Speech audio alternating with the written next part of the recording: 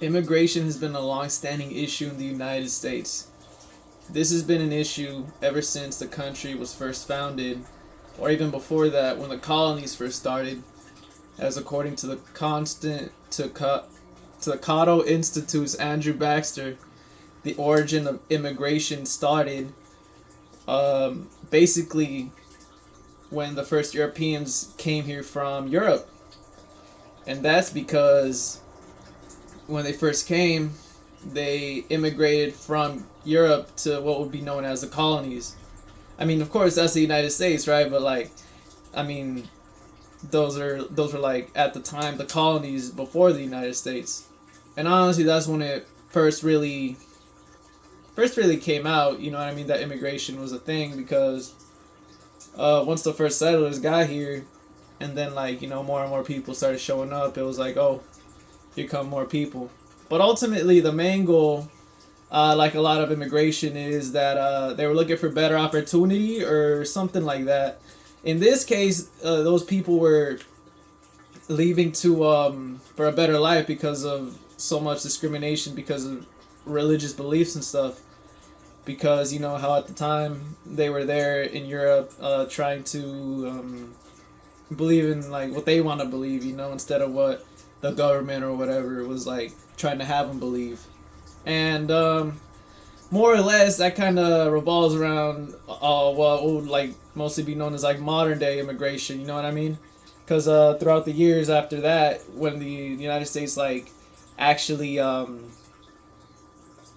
went through like the whole we're gonna be a country process, um, like all that stuff started like becoming like who we're gonna allow in, what's gonna happen, and like ultimately it did turn into we'll just like allow everybody because like that's what we're gonna be founded on and all that stuff, you know. And ultimately that's something that's still apparent today because today, according to the immigrationcouncil.org, today 14.3% of the residents in the United States are foreign born. So today there's a lot of immigrants, some of which are of Mexican descent, Middle Eastern, and they're all like, once again, searching for better opportunities and escaping like certain situations. Like I know like immigrants coming from the Middle East are like partially, some of them are coming in from like as refugees, you know what I mean?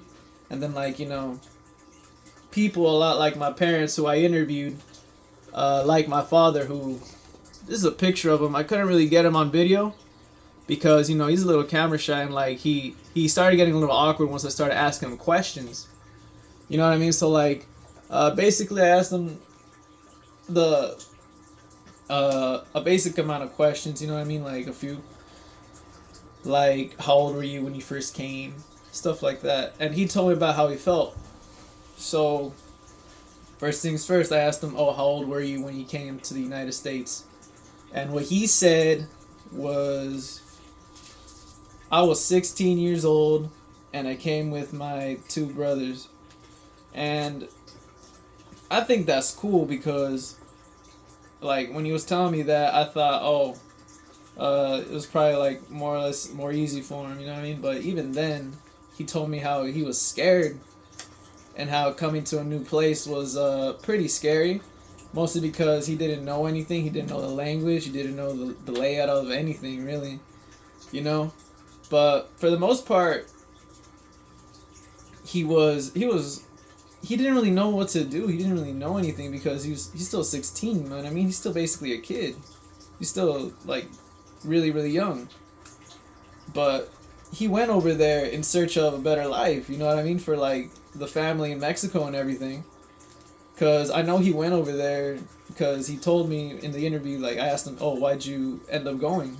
And he said, it's because in Mexico there's not a lot of like job opportunities and stuff, especially where he's from. Because he told me, and like I've been there, you know what I mean? I've taken my trips to Mexico and stuff. He told me, oh yeah, see in Mexico there's not a lot of stuff going on because we're in like this ranch, and it's a small place. I've been there. It's literally like a village, you know what I mean? Like they got shops and stuff, but they're not stores or anything modernized like that. They're literally just like stuff being sold out of people's houses, stuff like that, you know what I mean? It's like I don't really know the words for it, you know? Like I don't know if I would say like no, cuz it's not a bodega, right? But it's more like it's a person selling stuff out of their house. And then as I keep interviewing my dad, you know what I mean? Like I ended up asking him, like, because I know he didn't just immigrate one time, right? I told him, how many times did you immigrate to the United States? He said a few times, like 4, that he came successfully, right? But he did fail to come in a few times. And he told me that's the reason why he's not really a legal immigrant, because he got caught so many times. So when he did get caught, they would like they would send him into like these places called, like, I know my mom called them freezers, something like that in Spanish, right? Las hieleras.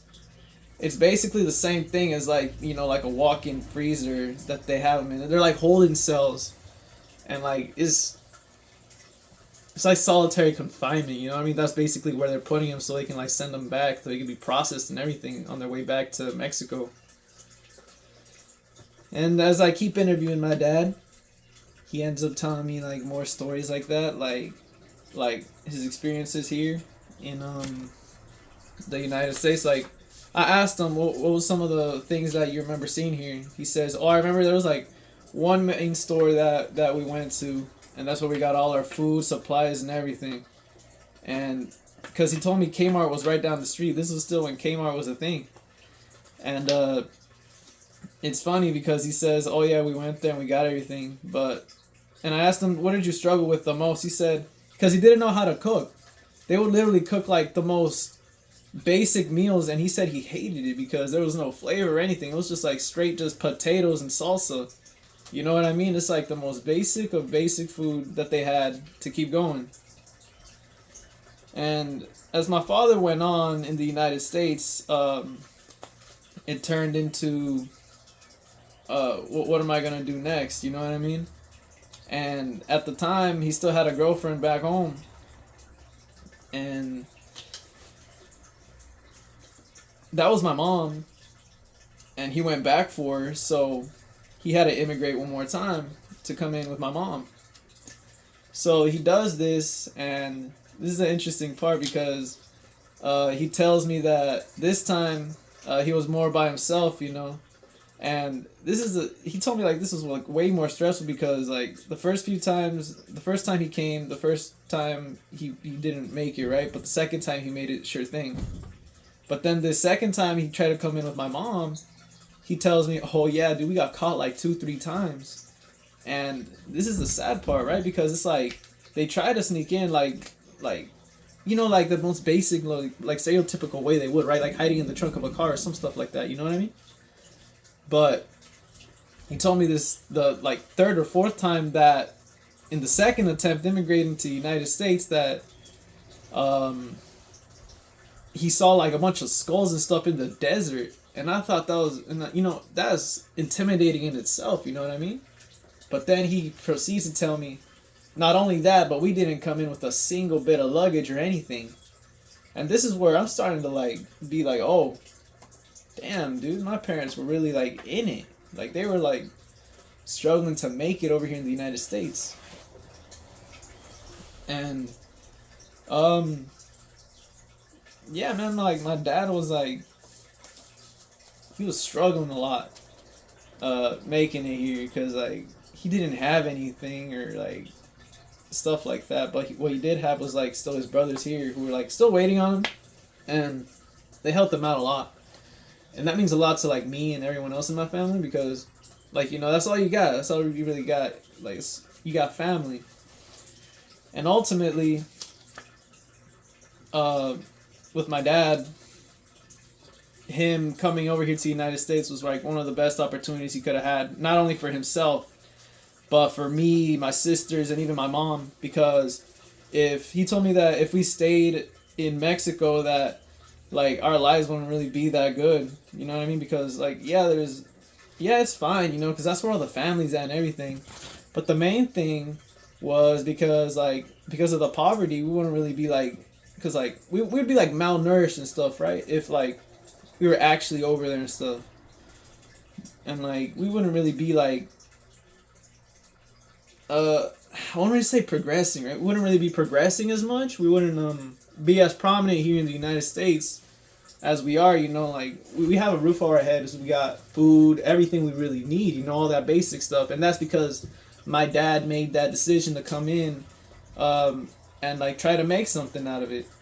Even though at first it was to just send money back to his family over here in the in Mexico, now it's just like, oh, we're here making it for ourselves.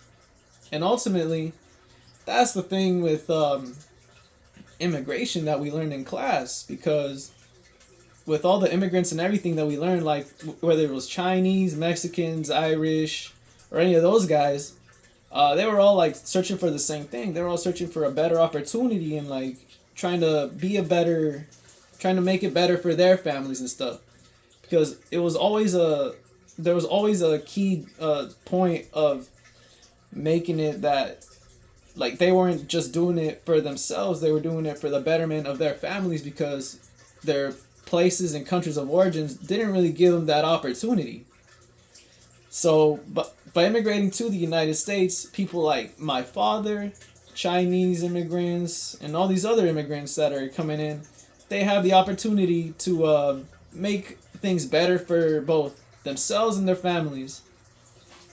And ultimately, that's the main thing that we learned in class, that my father has gone through in his personal life. And thank you for coming to my presentation.